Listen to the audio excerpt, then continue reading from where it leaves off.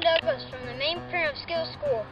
Today we're going to talk about what you can do if you get lost in the Maine woods.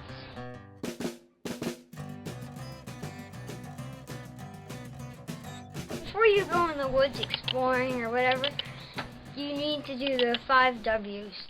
Who, what, when, where, and why.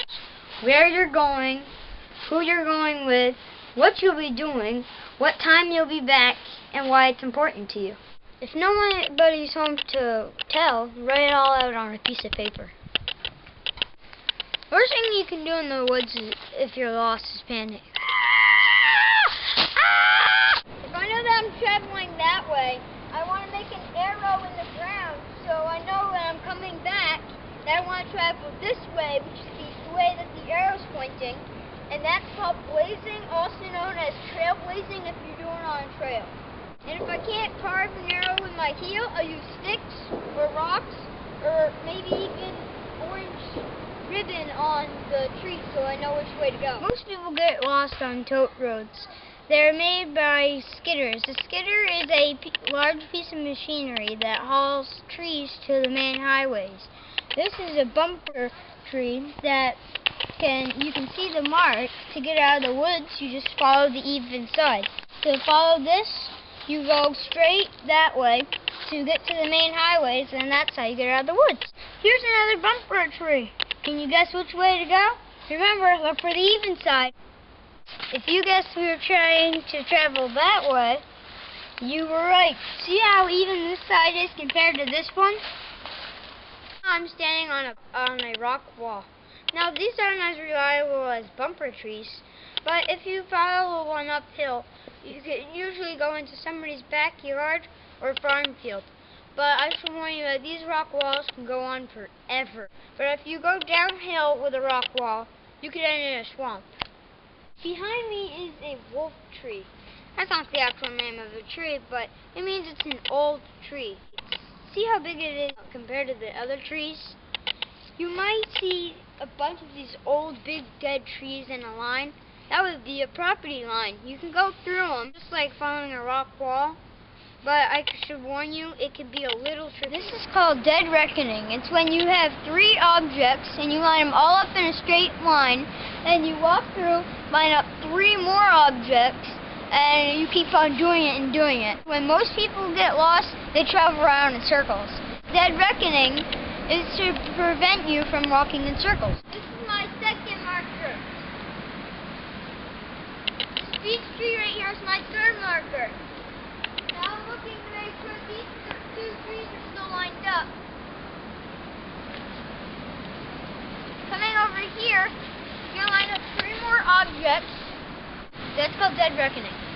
And by the way, I should let you know, whole moss thing on the trees doesn't work in Maine.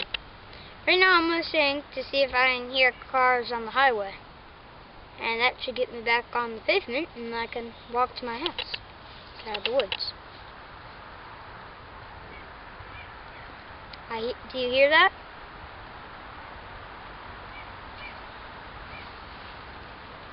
Let's go. If there's an opening in trees, you should go check it out. In Maine, it's usually a lake, like this, or a farm field. Usually lakes mean camp. People think camps are just a fire pit in the middle of the woods or whatever. Wrong. In Maine, camps mean buildings like that. Another way you can get back to civilization is follow the small streams. They'll lead into the big streams, and then those big streams lead into rivers or lakes, which always in Maine have camps. Even the alligators. You can follow a stream, and right there is where it gets bigger. If you keep on following it and you get to streams, keep following north, but stay away from the bank so you don't fall in. Oh, and if you do fall in the water, which hopefully you don't, put your arms like this, like you're going down a slide, and you put your feet together, and you slide down, so that if you hit a rock, you hit it with your feet, or the back of your legs, or your butt, and not your head. This is where the river flows out into the mighty Kennebec. The Kennebec River flows into a bunch of different towns, and just follow the bank until you reach a town. In Maine, you never travel at night, not just because of the terrain that we saw by the rapids, but it could be a small rock that can make you twist your ankle. Most of our mountains have a steep side that's like a cliff, facing southeast. The gradual side is a ramp facing northwest, and these are caused by glaciers, and they're called Roches Moutonnées, which means rock sheet. You can use this to help you navigate. Knowing your directions won't help you much unless you know where your things are. The next step is called bird's eye viewing. We call this bird's eye viewing. And you should be able to picture in your head that you're in the sky, like on an airplane or something, right above your house, see what's all around you, and then compare that to what you actually see in your eyes. And that will help you calculate where you are and what's around you. You can do that in the woods too. It takes practice. If you go on to Google Earth or MapQuest or any of those map websites, it will help you have that skill a lot better and a lot quicker. But the most important part is that you know where all your things are in all your directions. Where's the closest road, where's the closest town, and where the closest rivers flow. This is called storylining. This place is called Medicine Spring. We call it Medicine Spring because of all the medicinal plants, that means medicine and edible plants, to help you. And it connects to the zigzag trail. We call this the zigzag trail because it's a switchback, and this leads up to the shelter field. Now, the shelter field can lead to Grandmother Ash Tree or Grandfather Boulder. All these places and objects have different names so that we know what they are, so we are sure that we don't get lost. You can do this when you go exploring too. This is called storylining. And basically you're making a story of where you're moving and exploring the woods. And when you want to find your way back home, just tell the story in reverse. If you finally decide that you truly are lost, you want to find a place to stay put. This, however, is not a good place. Look, we're near water. It's always cold, always wet, and always infested with mosquitoes. We're going to go uphill. You remember, higher is drier. And if we go uphill, we can usually see a water tower or maybe buildings, and we can also hear better.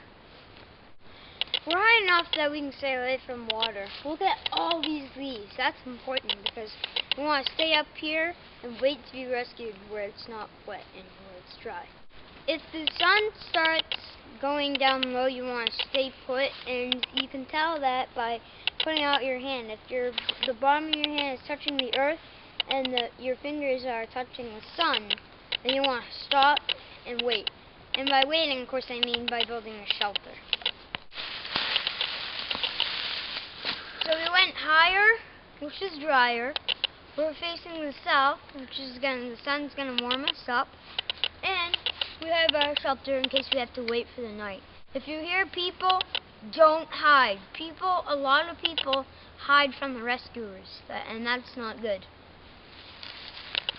This wolf tree is so big and rotted that its heartwood, the inside, gets all demolished, and it makes a great shelter.